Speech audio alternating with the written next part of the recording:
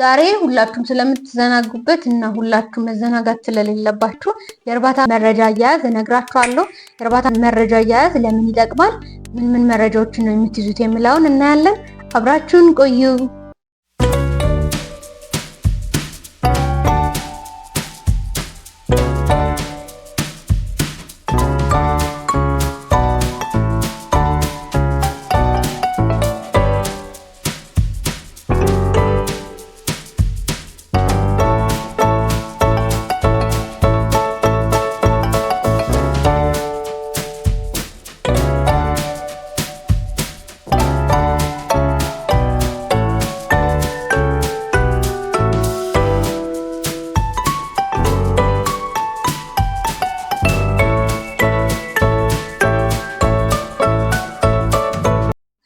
ሰላም ጤና ይስጥልኝ ውድ የሮብ ፋርምስ ሚዲያ ተከታታዮች እንደምን አላችሁ?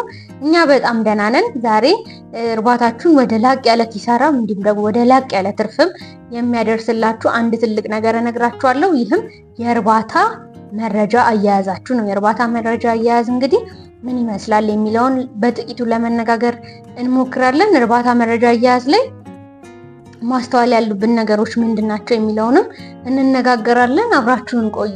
እንግዲህ የእርባታ መረጃ አያያዝ ስንል እርባታችን ላይ ምን ነገሮች እየተካሄዱ ነው ያሉት፣ ምን ነገሮችን ነው መረጃ አድርገን መያዝ ያለብን የሚለውን መመልከት እንጀምር። አንደኛው የዶሮቻችን የበሽታ እንዲሁም ደግሞ የጤና ሁኔታቸው። ዶሮቻችን የበሽታ ሁኔታቸው እንዴት ነው? ምን አይነት በሽታ ገብቶ ከዚህ በፊት ይዟቸው ነበረ? አሁን ያሉበት ስታተስ ምንድን ነው? የጤናቸው ስታተስ ምንድን ነው? ጤናቸው እንዴት ነው? ኪሎአቸው እንዴት ነው የሚለውን ነገር በደንብ መመርመር ይኖርብናል። ሁለተኛ የዶሮቻችን የመኖ ፍጆታ።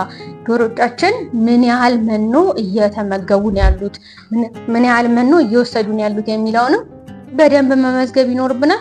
ዶሮዎች በቀን መብላት ያለባቸው የመኖ መጠን አለ። በተለይ ቄብ ከጫጩት ጀምሮ እስከ ቅድመ እንቁላል ጣይ ድረስ መኗቸው እየተጨመረ ስለሚመጣ የሚጨመረው መኖ ምን ያህል ላይ የሚለውን በደንብ ማወቅ ማገናዘብ ያስፈልጋል።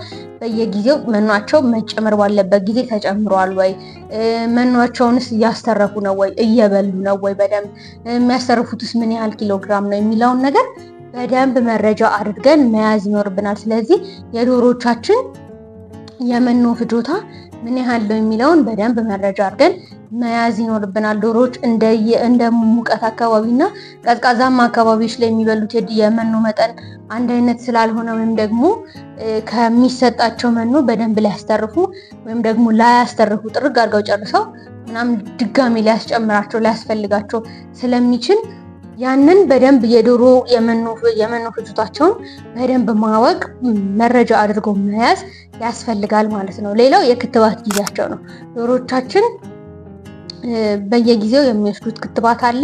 እንዲሁም ደግሞ በተለይ ቄብ ከሆኑ በኋላ የኒውካስትል ክትባት በየወር ከ10 ቀኑ የግዴታ መሰጠት አለበት። ስለዚህ የኒውካስትል ክትባት ወስደዋል ወይ፣ ሌሎች ክትባቶችንስ ስንረከባቸውም ሊሆን ይችላል፣ ሌሎች ክትባቶችንስ ወስደዋል የሚለውን ነገር በደንብ ቼክ ማድረግ ይኖርብናል። ምክንያቱም ያንን ቼክ የምናደርግበት ምክንያት ዶሮቻችን ክትባት ካልወሰዱ በክትባት ያልወሰዱበት በሽታ ገብቶ ዶሮቻችንን ሊያጠቃብን ይችላል። ስለዚህ ክትባቶቻቸውን በአግባቡ ወስደዋል ወይ የሚለውን ነገር እንዲሁም በየወር ከ10 ቀን የሚሰጠውን የኒውካስትል ክትባትስ በየጊዜው እየወሰዱ ነው ወይ የሚለውን እንዲሁም ጫጩት ሆኖ ደግሞ የማይሬክስ ሊሆን ይችላል፣ የተለያዩ የጉምቦሮ የተለያዩ የሚሰጡ ክትባቶች አሉ።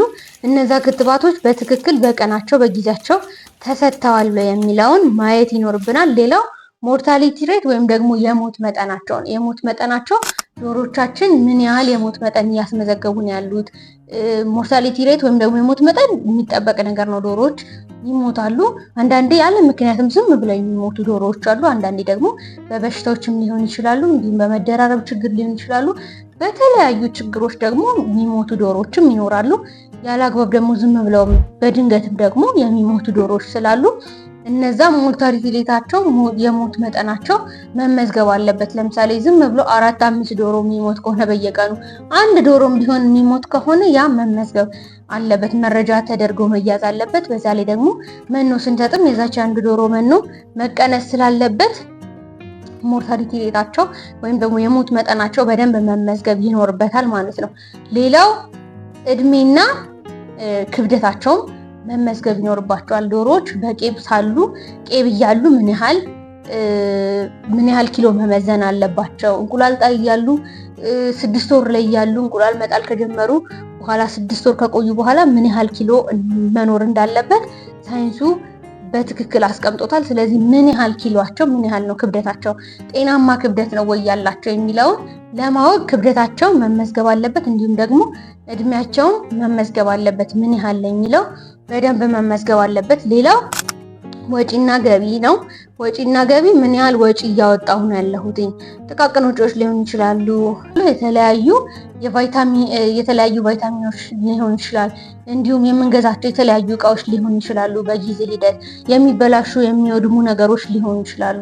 ስለዚህ እነዛን በገዛን ቁጥር ወይም ደግሞ እነዛን ወደ ለእርባታችን ጥቅም እንዲውሉ ባመጣን ቁጥር መመዝገብ አለባቸው፣ ወጪያችን ማለት ነው። ገቢያችንም በዛው ደግሞ ምን ያህል እንቁላል እየሰጡ ነው፣ ገቢያቸው የት አለ የሚለውን ነገር በደንብ መመዝገብ ይኖርበታል። ያን ካደረግን እርባታችንን አንድ ደረጃ ከፍ ወዳለ ደረጃ እናደርሳለን ማለት ነው። ስለዚህ እነዚህ ነገሮች በደንብ በመረጃ መያዝ ይኖርባችኋል።